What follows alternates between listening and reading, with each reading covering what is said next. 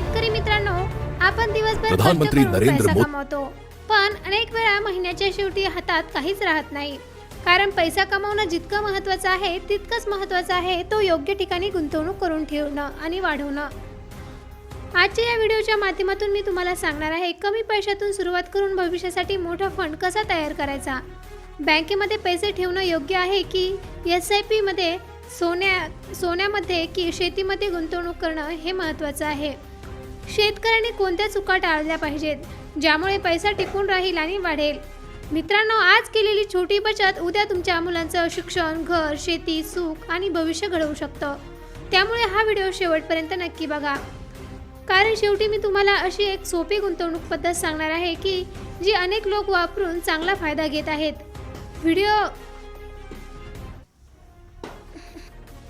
तुम्ही फायनान्समध्ये पैसे गुंतवू शकता.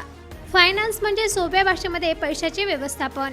इंग्लिशमध्ये याला money management, finance planning, wealth management असं म्हटलं जात असतं. आपण पैसे कसे कमावतो, कसे खर्च करतो, कसे सेव्हिंग करतो आणि कुठे इन्व्हेस्टमेंट करतो हे सगळं फायनान्समध्ये येत असतं. उदाहरणार्थ, जर एखादा व्यक्ती महिन्याला 20,000 कमवत असेल आणि त्यातील काही पैसे सेव्हिंग करत असेल तर तो फायनान्स वापरत आहे. पण जर सगळे पैसे फक्त खर्च केले तर भविष्यामध्ये अडचण येऊ शकते. फायनान्सचे प्रकार वेगवेगळे असू शकतात.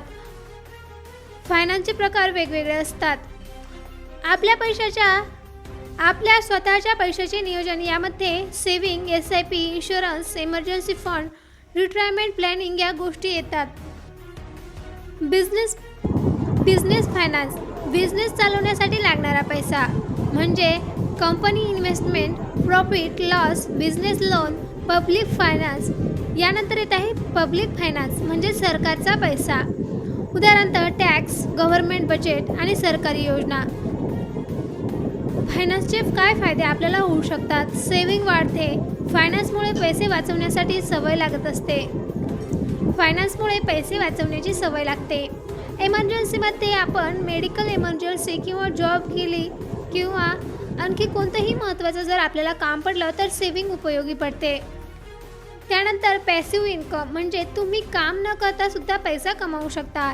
याला इंग्लिशमध्ये पॅसिव्ह इन्कम असं म्हटलं जातं. फायनान्शियल फ्रीडम, एक वेळ अशी येते की पैशासाठी सतत काम करण्याची गरज राहत नाही. त्यानंतर इन्व्हेस्टमेंट ग्रोथ, योग्य इन्व्हेस्टमेंट केल्यास पैसा वाढू शकतो आणि यामध्ये फायनान्सचे तोटे सुद्धा असतात.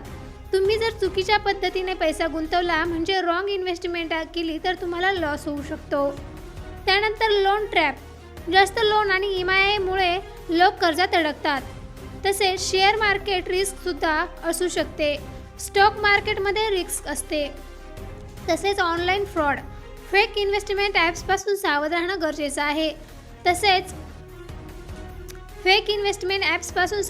गरजेचं आहे. त्यानंतर पैसा वाढवायचा असेल तर तुम्हाला आता सर्वात महत्त्वाचा प्रश्न, पैसा वाढवायचा तरी कसा. तुम्ही 5 प्रकारे पैसा वाढवू शकता. पहिला म्हणजे सेव्हिंग करू शकता. तुमच्या कमाईतून काही टक्के पैसा तुम्ही बाजूला ठेवू शकता. नंबर 2ला आहे SIP सुरू करा. SIP म्हणजे सिस्टमॅटिक इन्व्हेस्टमेंट प्लॅन, म्हणजे तुम्ही व्यवस्थित प्लॅन करून तुमचा खर्च योग्य प्रकारे तुम्ही खर्च करावा आणि काही सेव्हिंग करावी. नंबर 3ला येते इन्शुरन्स तुम्ही घेऊ शकता. इमर्जन्सीसाठी इन्शुरन्स खूप महत्त्वाचं आहे. तुम्ही जर इन्शुरन्स घेतला तर तुम्हाला कोणत्याही क्षणी त्याचा उपयोग होऊ शकेल. नंतर 4 नंबरला येते मल्टिपल इन्कम सोर्स, म्हणजे एकाच इन्कमवर अवलंबून राहू नका. तुम्ही वेगवेगळ्या प्रकारे तुम्ही आपलं इन्कम वाढवा, म्हणजे उत्पन्नाचे स्रोत तुम्ही वाढवा. आणि त्यानंतर येत आहे 5 नंबरला आहे फायनान्शियल नॉलेज वाढवा. फायनान्सबद्दल शिका आणि फायनान्समधून चांगला पैसा कमवा. तुम्ही खूप पैसा कमवू शकता फायनान्समधून. तुम्ही म्हणत असाल श्रीमंत लोक काय करतात, म्हणजे ते एवढे श्रीमंत बनतात. श्रीमंत लोक काय वेगळं करतात. श्रीमंत लोक पैसा सेव्हिंग करतात, इन्व्हेस्टमेंट करतात, तसेच ॲसेट्स तयार करतात आणि पैशाला कामाला लावतात. गरीब आणि मध्यमवर्गीय लोक बहुतेक वेळा फक्त खर्च करत राहतात आणि त्यामुळे ते आणखी गरीब बनतात. पण श्रीमंत लोकांचं तसं नसतं. ते इन्व्हेस्ट करतात आणि पैसा गुंतवणूक करून ठेवतात आणि त्याचा योग्य प्रकारे उपयोग घेतात, म्हणून ते आणखी श्रीमंत बनतात. जर तुम्ही चांगली सेव्हिंग केली, इन्व्हेस्टमेंट चांगलं केलं, इन्शुरन्स आणि स्मार्ट प्लॅनिंग जर योग्य प्रकारे केली तर भविष्यामध्ये फायनान्शियल फ्रीडम तुम्हाला मिळू शकतो. म्हणजे तुमच्याकडे खूप पैसा येऊ शकतो. तुम्हाला जर हा व्हिडिओ आवडला असेल तर लाईक करा, चॅनलला सबस्क्राईब करा आणि कमेंटमध्ये सांगा तुम्ही सेव्हिंग करता का इन्व्हेस्टमेंट. सोशल मीडियावर जे तुम्हाला सोशल मीडियावर फेक न्यूजपासून सावध राहा आणि सेव्हिंग करायला शिका, म्हणजे जेणेकरून तुम्हाला भविष्यात कोणाही समोर हात पसरवायला लागणार नाही. पेरणीची सुरुवात करावी असे आवाहन हवामान विभागाने केले आहे. तसेच सध्या बाजारामध्ये बियाणे आणि खतांची मागणी वाढू लागली आहे. अनेक ठिकाणी शेतकरी बियाणे खरेदीसाठी गर्दी करत आहे. तर सरकारने अधिकाऱ्यांना स्पष्ट सूचना दिल्या आहेत की कोणत्याही दुकानामध्ये जादा दर आकारू नयेत, म्हणजे शेतकऱ्यांकडून अधिकचे शिल्लक पैसे घेऊ नयेत. बनावट बियाणांची विक्री सुद्धा करू नये. खतांचा कृत्रिम तुटवडा निर्माण करू नये. जर एखादा दुकानदार जास्त पैसे घेत असेल तर शेतकऱ्यांनी तक्रार करावी असेही सांगितले आहे. शेतकऱ्यांसाठी सरकारची तयारी. राज्य सरकारकडून पेरणीपूर्वी तयारीसाठी जिल्हा प्रशासनाला आदेश देण्यात आलेले आहेत. शेतकऱ्यांना वेळेत बियाणे, खते, औषधी द्यावीत आणि कृषी मार्गदर्शन उपलब्ध करून देण्याचे निर्देश सुद्धा सरकारने दिले आहेत.